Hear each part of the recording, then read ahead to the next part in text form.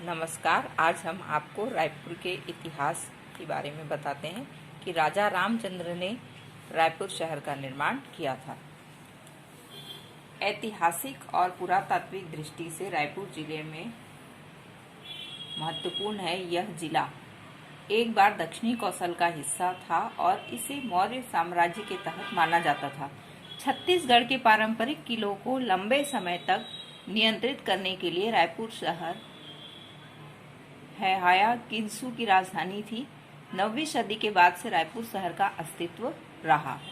शहर की पुरानी साइड और किले के खंडहर शहर के दक्षिणी भाग में देखे जा सकते हैं। सातवाहन किंग्स ने दूसरी और तीसरी शताब्दी तक इस हिस्से पर शासन किया।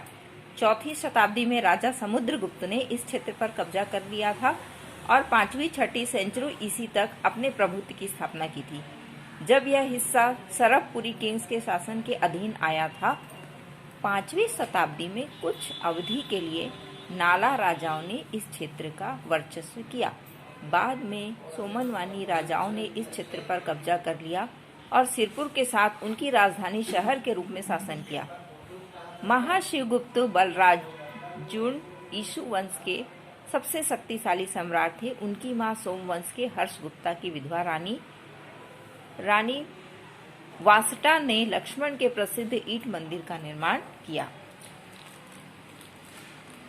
तुमान के कलचुरी राजा ने इस हिस्से को एक लंबे समय के लिए रतनपुर को राजधानी बना दिया।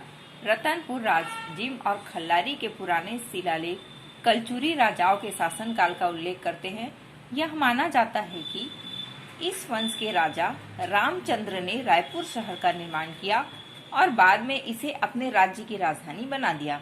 रायपुर के बारे में एक और कहानी है कि राजा रामचंद्र के पुत्र ब्रह्मदेव राय ने रायपुर की स्थापना की थी। उनकी राजधानी खलवतिका अब खल्लारी। रायपुर के बारे में एक और कहानी है कि राजा रामचंद्र के पुत्र ब्रह्मदेव राय ने रायपुर की स्थापना की थी। उनकी राजधानी खलवतिका खल्लारी नवनिर्मित शहर का नाम ब्रह्मदेव राय के नाम पर रायपुर रखा गया था। यह अपने समय के दौरान 1402 एडी में हुआ था। हजराज नायक हटकेश्वर महादेव मंदिर का निर्माण किया। खारू नदी के किनारे इसका निर्माण किया गया था। इस राजवंश के शासन की कमी ने राजा अमर सिंह देव की मृत्यु के साथ आया था। अमर सिंह की मौत के बाद यह क्षेत्र भोसले राजाओं का क्षेत्र बन गया था। रघुजी तृतीय की मृत्यु के साथ क्षेत्र ब्रिटिश सरकार ने नागपुर के भोसला से ग्रहण किया और छत्तीसगढ़ को 1854 में रायपुर में मुख्यालय के साथ अलग सचिव घोषित किया गया। आज़ादी के बाद रायपुर जिले को केंद्रीय प्रांतों और बरार में शामिल किया गया। अब वर्तमान काल में रायपुर जिला छत्तीसगढ़ राज्य की राजधानी है।